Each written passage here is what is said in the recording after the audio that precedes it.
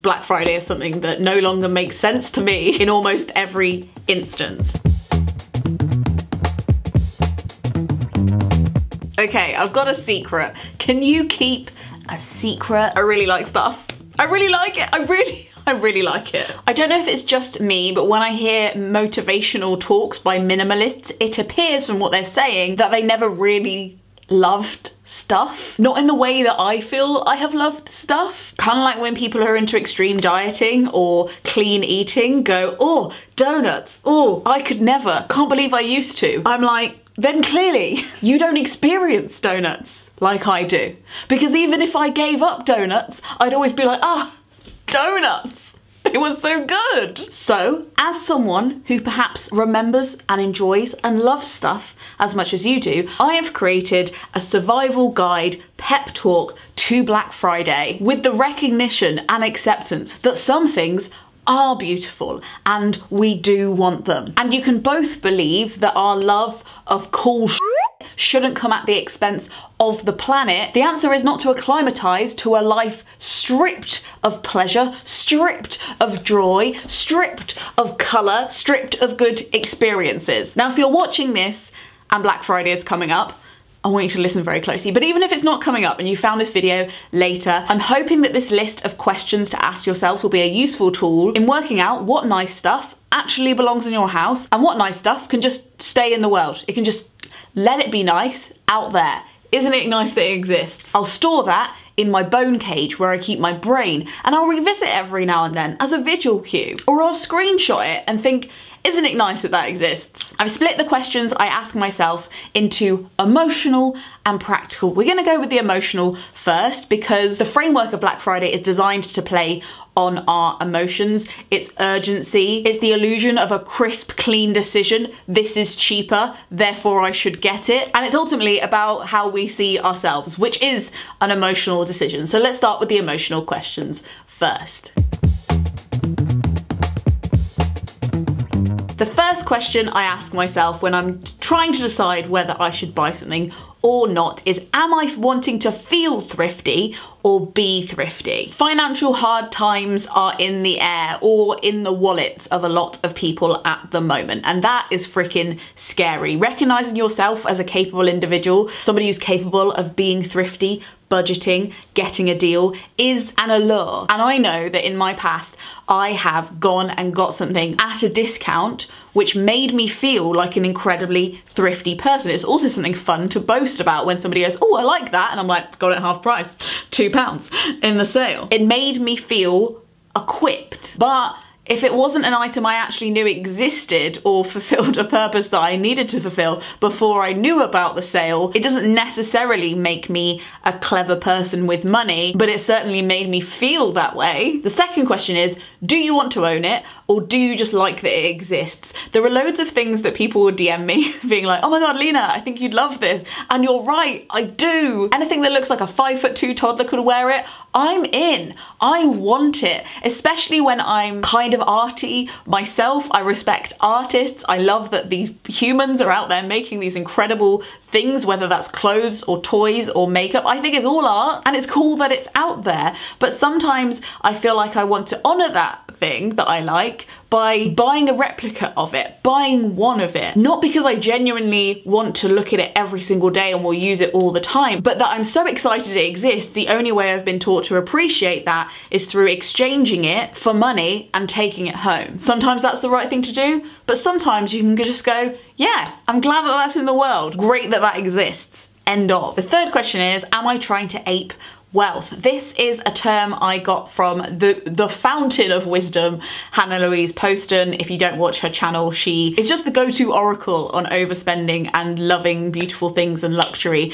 But this phrase that she used really stuck in my head. She was describing her experience with a no-buy year where she didn't buy anything for a year, and she realized in her own personal reflections that she was buying the trinkets and the accessories of a luxurious life she didn't have, and perhaps on reflection didn't want, and most certainly wasn't directing her life towards. As somebody who's fairly socialist, fairly left-wing, it's weird to me that I still sometimes want to look like I have more money than I do, or that I have more nice things than I really believe like one person should have. And that balance of wanting a small amount of really cool things that you genuinely love versus things that aren't personally your taste but have become subconsciously your taste because they mean something abstract to you that feels true, that hits home in the throat.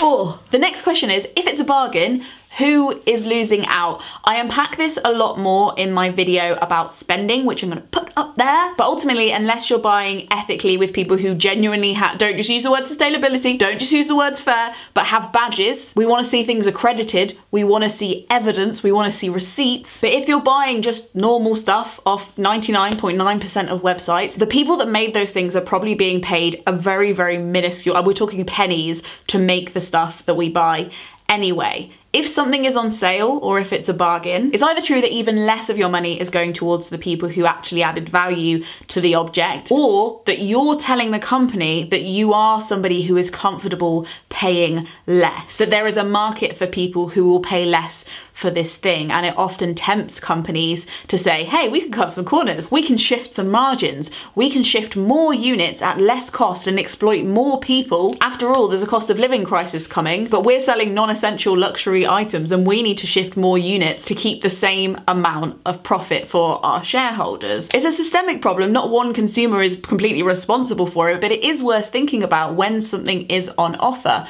Who is paying? Because somebody's paying, whether it's through this transaction or future transactions and the structures that we create with our choices. Then comes the question, am I actually missing this from my life, or is there something else missing? For me, a massive revelation was realizing that when life was frantic or sad, or I'd filled it with too much other stuff and I hadn't made room to be creative in my spare time, I would steal little bits of creativity throughout my day by going into shops and assembling outfits, looking at stuff that other people had made and playing around with it a little bit, just to get that hit of like newness, invention, excitement, variation. And when I started giving myself more time to draw, more time to sew, more time to play with colours, emulating the idea of going into a shop by going into an art gallery or a library and looking at book covers, I was getting that same hit that I got from making the perfect fantasy shopping basket of all the different clothes that I wanted from a particular brand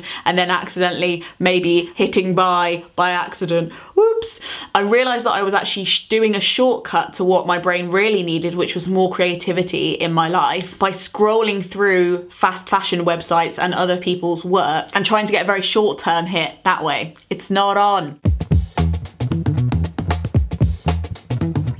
It's time for the practical questions. Is it a saving if you weren't gonna buy it in the first place? I do have a little running tally in my head of things that are genuinely missing from my life. Currently, I need some SPF for my face, a doormat, because we don't have a doormat at the moment, and all my pants have holes, so I do actually need some new pants. Black Friday is the time where I realised there is products and things that I didn't even know the category existed until I got the promotional email or I got targeted on Instagram. I didn't even know that category of thing was a thing. Duochrome under eye eyeliner. Didn't know that was a thing until Instagram told me it was. Some secret step in my skincare routine that I'm missing, even though my skin is fine and I don't need any more steps in my skincare routine. That does not spark joy. When we go for something that we didn't know existed in the first place, or we buy multiples of things that we don't necessarily need multiples of, it becomes an extra expense, not a save. Even though in your basket there might be a little minus and a red number, that doesn't mean it's a saving if it wasn't gonna come out of your account at all. The next question is, does it remind you of something you already own and love? Sometimes I've picked stuff up in shops and I'm like, wow, this feels so familiar, so homely,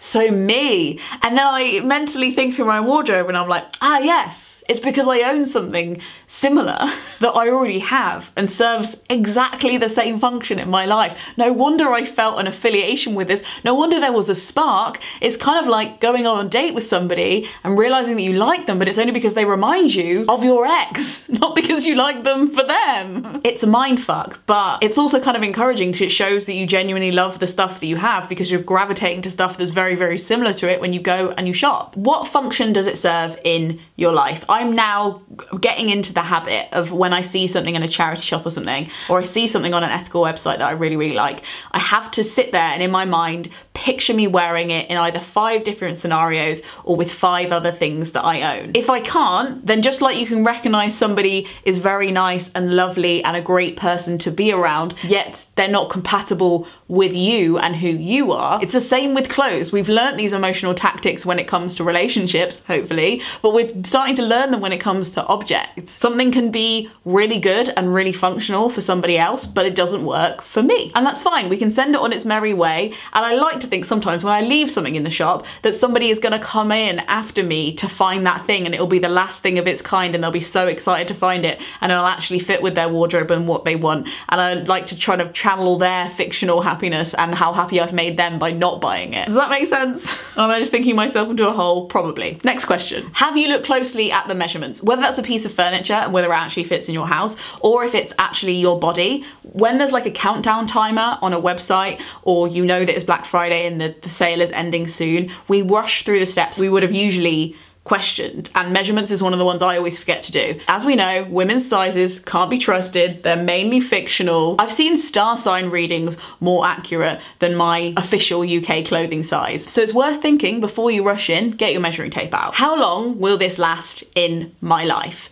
That can, one, be about the materials that it's made out of, if it's a kind of material that lasts a long time, if it's a material you know how to care for, if it's something that has a reputation for being durable, or if it has a reputation for bobbling or leaking or cracking within a few months or years. But also leads into the next question, which is, could I modify this if my needs change? Needs can either be like your taste. If your taste changed, can you modify it? Or if your size changes, if it's something you're gonna put on your body. If it's clothes, is it made out of polyester or something else that's harder to dye? Or is it in a cotton fabric that you could dye a different color if you changed your mind? If it's a piece of furniture or a frame or an ornament, could you spray paint it? Is it made of a material that you could spray paint or change? That's worth considering with homeware as much as fashion, because I know a lot of people like to change the look of their homes a lot, and we don't have time to go into the waste cycle of that, but it's definitely something worth thinking about. And when it comes to clothes, I also look at whether they are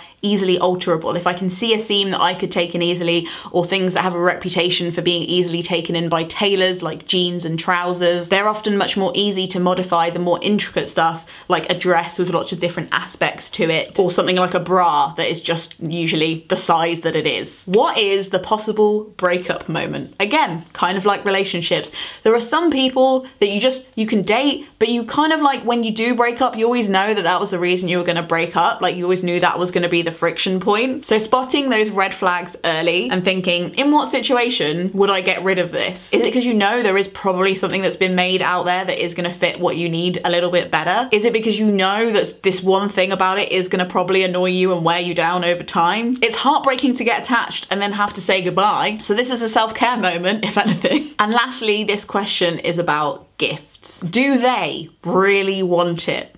Sometimes in the past, I have been tempted to buy things on sale or buy multiples of the same item to give to different people just because I wanted to tick them off my Christmas list and be like, I've got them a present, that's done, whatever. Money has been thrown at the problem, it's over. And I can relate to that feeling so hard. But when you can't answer all the above questions for somebody else, it's hard to know whether it's something that they'll genuinely be happy to receive. And if you're not sure, I think we're all grown-ups enough and our sense of festive spirit is resilient enough to spoil a surprise and just ask the person if it's genuinely something that they would use and want in advance. Especially because, you know, it's November, they'll forget it by the time it's in a month's time. Who has time to store all of that information in their head anyway? I definitely think that I've been selfish in the past and considered my needs of wanting to get this over with, which is gift giving, which is a weird thing to want to be over, but here we are. I've wanted that for myself more than I've wanted them to receive something that isn't wasteful and that they'll genuinely use. If you would like to make a note of these questions and use them in future, I'm leaving them all in the description for you to copy and paste into a little note on your phone or a document on your computer to pull up every time you begin to enter your card details and something inside you is like,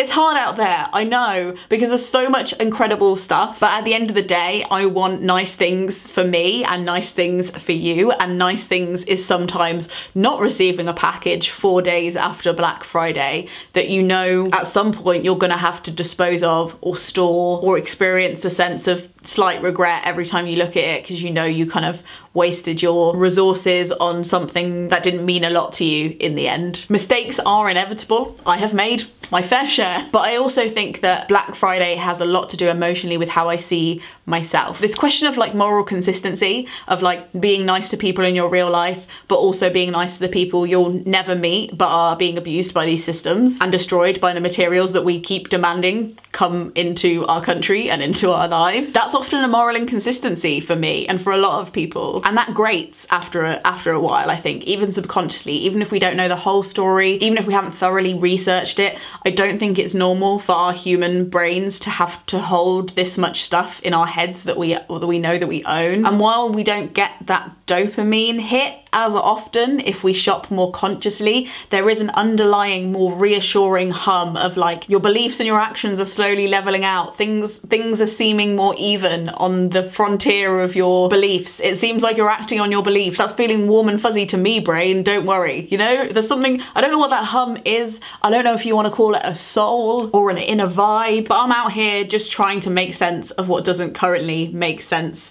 And Black Friday is something that no longer makes sense to me in almost every instance. What's the one thing that you want to avoid doing this Black Friday? Or is there one thing that you genuinely really want that you do think will add value and is like a good decision for you, and that is the one thing you want to buy on Black Friday? Post all of that below, whether it's a pledge to or to not. I want to hear. This video has been made possible by the Gumption Club, who tip me per video to make sure these videos keep happening, which is very, very lovely of them. Thank you to them. If you'd like to hear more of my thoughts on this topic specifically, I would recommend my Lies You're Told About Spending in Your 20s video. But I also have a playlist all about clothes. I have a playlist about the climate crisis, but like in a positive, fun way, promise. Or you can just spin the bottle and see what this video does for you. Thank you so much for watching. Frog Snog out.